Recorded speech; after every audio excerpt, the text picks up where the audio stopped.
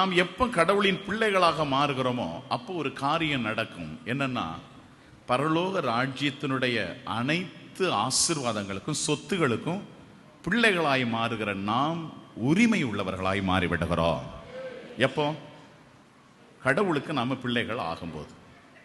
சரி, கடவுளுக்கு யார் பிள்ளைகளாக முடியும் அப்படின்னு கேட்டீங்கன்னா, யார் கடவுளுக்கு பிள்ளைகளாக இருந்தார்கள் அப்படின்னு கேட்டீங்கன்னா,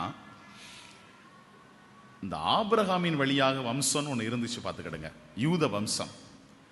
அவங்கள மட்டும்தான் கடவுள் பைபிள்ல நீங்கள் என் மக்கள், நான் உன் கடவுள்னு சொல்லியிருக்கிறார். வேற யாரையும் பார்த்து அப்படி சொன்னதே கிடையாது. பூமியில எந்த சமுதாயத்தை, எந்த இனத்தையும், எந்த குலத்தையும் பார்த்து ஆண்டவர் அப்படி சொல்லல. இந்த யூத மக்களை மட்டும்தான் அப்படி சொல்லி இருக்கிறார்.